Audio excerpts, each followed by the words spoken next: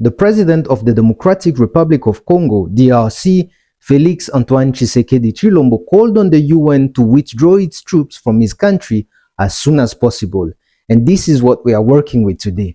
But before I begin, this is a disclaimer. Listen, I have never applied to be the chairperson of your feelings. Therefore, I am not liable to how you feel about what I'm about to say, and if you don't like it, please drink water. And if it makes you upset, please levitate so that the whole world can see you are really upset. Always remember, these videos are powered by logic, not feelings. Sincerely, not yours. All right, let's begin. DRC, through its president, delivered a powerful and courageous speech at the 78th session of the United Nations General Assembly on Wednesday, September 21st, urging the United Nations to quickly pack up and end its peacekeeping mission in the country. Why, you may wonder? Well, the mission has been a failure and a burden to the Congolese people. The UN peacekeeping mission in DRC, also known as Monusco, has been operating in the country since 1999 with around 15,000 troops on the ground. It is one of the biggest and most expensive peacekeeping operations in the world, costing about $1 billion per year. But many Congolese citizens have lost faith in the mission, accusing it of being ineffective and powerless to stop the conflict in the eastern part of the country, where armed groups have been terrorizing the populations for decades.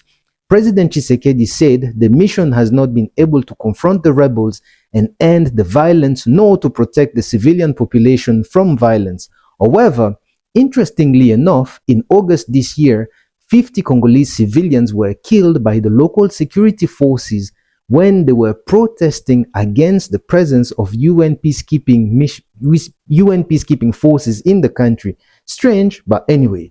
I mean, I won't be too hard on Monusco because at least they've made it possible for the UN to produce top-tier reports for the past 3 decades on the situation in the region.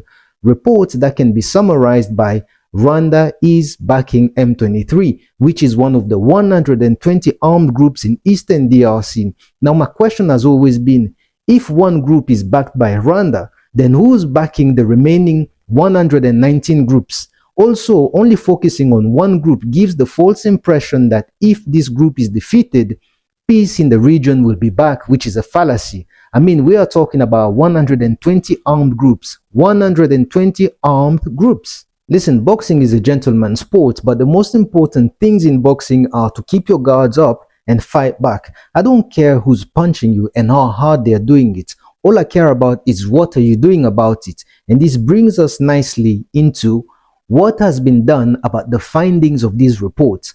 How can you produce such fire reports and not have effective solutions to deal with the findings? I don't know much about security, but I believe if all the energy was put towards the part of the mandate that states, and I quote, protect civilians, humanitarian personnel, and human rights defenders under imminent threats of physical violence, and to support the government of DRC in its stabilization and peace consolidation efforts, end quotes, I am pretty sure that if this was done, the Congolese people and their government would not have demanded the departure of this mission.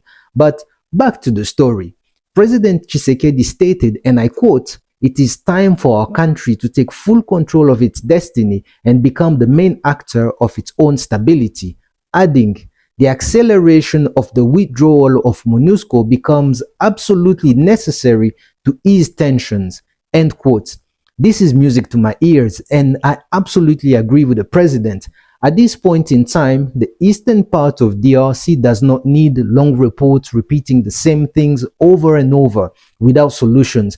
I mean, I don't know at which point this mission turned into a university assignment to the UN, for the UN to be submitting reports every now and then. Who's marking them? Hopefully the country's defense forces will not invest all their resources in producing reports, but in providing sustainable solutions for the people in Eastern DRC who have suffered enough. And above all, the Congolese government has the legal obligation to protect its country and people. You see, in 2020, the Security Council agreed on a plan for a gradual withdrawal of the mission in DRC, setting some criteria for transferring their duties, the duties of the UN troops to the Congolese forces. The plan was supposed to start in December 2024, but DRC asked the Security Council to speed up the process and begin the withdrawal by December of this year. It is also important to remember that the presidential election in DRC is taking place this year in December, and President Tshisekedi is seeking a second term in office, which I think is going to win with ease because I don't see any opposition leader who could give him sleepless nights, unless any of you has a candidate in mind who could be a great dance partner for him in this coming election.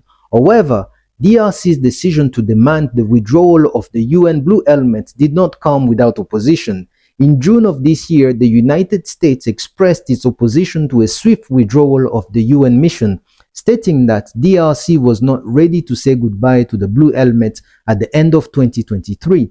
The US claimed that a premature exit could endanger the stability and security of the region. I mean, it's not like, we are talking about a region that is stable and safe, but fortunately, President Tshisekedi dismissed the US concern, stating, and I quote, "It was illusory and counterproductive to continue to cling to the maintenance of Monusco to restore peace," end quote. He also claimed that his government was committed to reforming and strengthening its security sector and enhancing its cooperation with its neighboring countries. I mean, if the United States is so concerned and desperate to help DRC, then they should apply the same strategy they are using in Ukraine. Uncle Sam should give the Congolese government all the fancy gadgets and goodies and let them defend their territories from armed groups. Let's be honest, the Blue Helmets do not love DRC more than Congolese people themselves, and maybe that's why they've not been able to find sustainable solutions for the problems in Eastern DRC for over 3 decades. Let's not even mention all the crimes committed by the Blue Helmets in the region. Let's not even mention as well the UN staff in the region who behave like demigods and take advantage of the lawlessness of the region to add their negative contribution and exacerbate the suffering of the local population. Let's backtrack a bit. Whenever there is a conflict on the continent, the West is always quick to send its troops on the ground or military trainers. But in Ukraine, they are sending gadgets and goodies. Meanwhile, in Mozambique, they are sending money and military trainings. I mean, this doesn't even classify, for double standard anymore. It has gone way beyond double standard.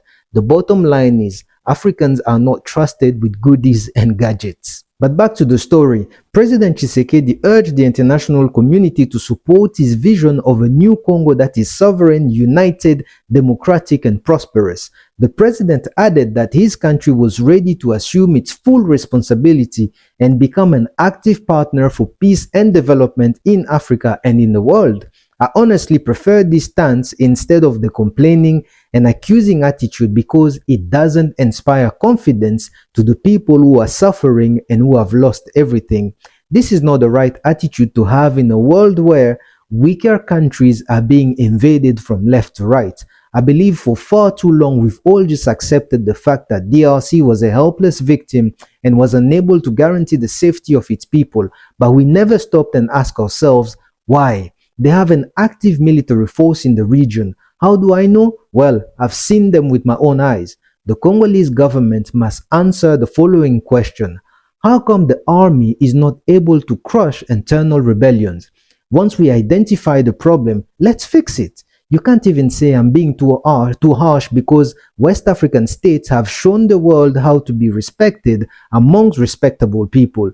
The truth is, nobody will come from the sky to save DRC or even Africa at large. I mean, the UN missions across the continent have not delivered. I even believe if Mozambique had received a UN mission, the place would still be a mess. The security of DRC and its people is the responsibility and must be the only priority of the Congolese government. It is the government's responsibility to make sure its army is ready to defend its integrity without asking anybody for permission. I extend this to any African state that is undergoing security issues.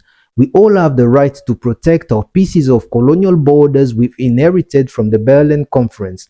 A weak DRC does not inspire confidence to the Congolese people, but also to its neighbors. So it is imperative for DRC to rise to the task and impose itself as the giant it is supposed to be. So, Mr. President, if I may, in Jamaica, they say, dance a yard before you dance abroad, meaning let's start by fixing the eastern part of DRC before we start speaking about Africa. Let's forget about the world, because the world has shown Africa time and times again it can take care of itself. Let's stay focused. If it's your first time interacting with my content, I would like to welcome you and let you know that I have a podcast on YouTube full of non-political stories. You can find it in the podcast sections of the channel. I also have a book of Proverbs which you can access through the link below. Moreover, I create fire content that speaks for itself. Please check out my catalog and thank you for your time. We, ni nini?